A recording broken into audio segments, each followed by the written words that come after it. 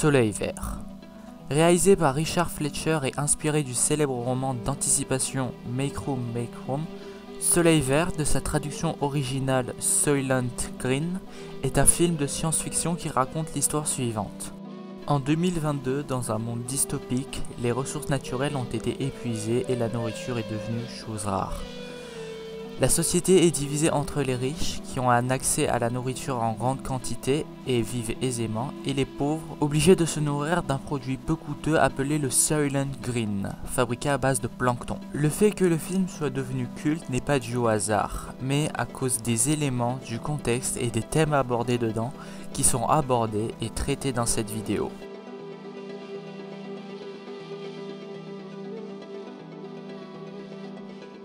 Le film sort en 1974. À cette époque, la plupart des pays sont en croissance économique suite à la Seconde Guerre mondiale et la guerre froide continue toujours. Autre à la peur d'une guerre nucléaire, les problèmes de ressources commencent à se poser. Pouvons-nous continuer à consommer toujours plus sans nous attirer aucune conséquence ?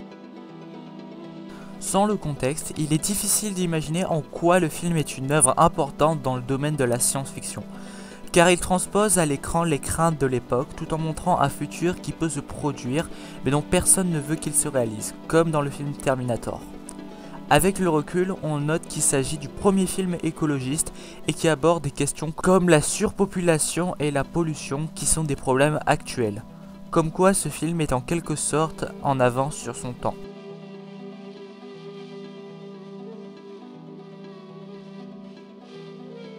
Une réussite de ce film est le thème des inégalités socio-économiques qui divisent la société. Pendant tout le long métrage, on voit bien la différence entre les riches, qui ont accès à la viande, les légumes et la nourriture de manière générale, et les pauvres. Cet aspect peut être interprété comme une critique du mode de vie et de consommation des pays occidentaux, qui ne se soucient pas du sort des pays pauvres. Par court instant, cette situation nous est rappelée en nous montrant des gens qui vivent dans la rue, dans les escaliers des immeubles, montrant un problème de surpopulation, une file d'attente pour aller chercher de l'eau qui pose le problème de l'eau courante, et ainsi de suite.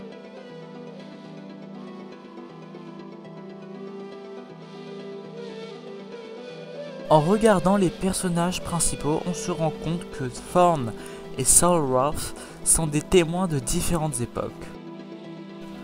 Solroth est le témoin de notre époque, nostalgique, qui n'a plus la chance de manger de la nourriture. Et même lorsqu'il a l'occasion de manger à nouveau, au lieu de se réjouir, il est attristé de se dire comment la situation a pu empirer à ce point-là, que de manger un steak et des légumes soit devenu si rare. Quand j'étais gosse, la nourriture, c'était de la bouffe.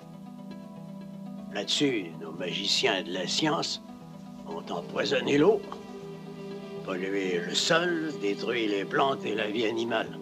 Enfin, de mon temps, on trouvait de la viande n'importe où, on achetait des œufs, du vrai. Le héros, Thorn, représente la génération qui n'a pas connu le monde tel que son père le connaissait avant et qui s'aperçoit du contraste entre la nourriture des riches et le Soylent vert, produit seulement réservé aux pauvres. La relation entre les deux personnages est très bien menée, ce qui les rend très attachants pendant le film, jusqu'à la scène de l'euthanasie qui est devenue culte, tant elle est magnifique et saisissante émotionnellement. Entre le jeu d'acteur d'Edward G. Robinson et la musique de fond qui rend le tout prenant, cette scène est juste parfaite.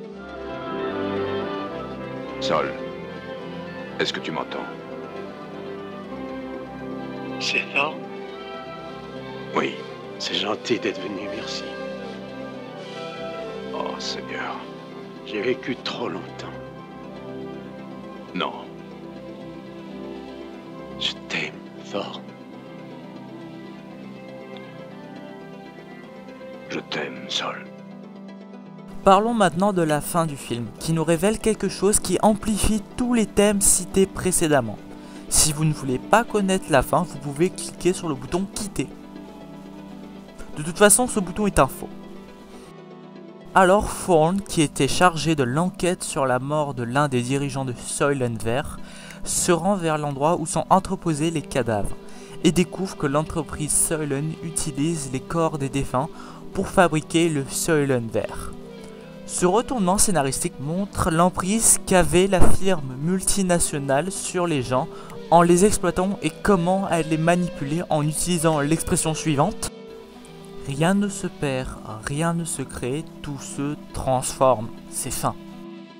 Pour conclure cette analyse, Soleil Vert est un film d'anticipation qui aura marqué sa génération en nous dévoilant un monde dystopique quoique possible, ce qui le rend très déstabilisant, même avec le temps. Malheureusement, je n'ai pas pu traiter de tous les éléments du film, du coup si vous ne l'avez pas vu, je vous conseille de le regarder, car il s'agit d'un film incontournable du cinéma.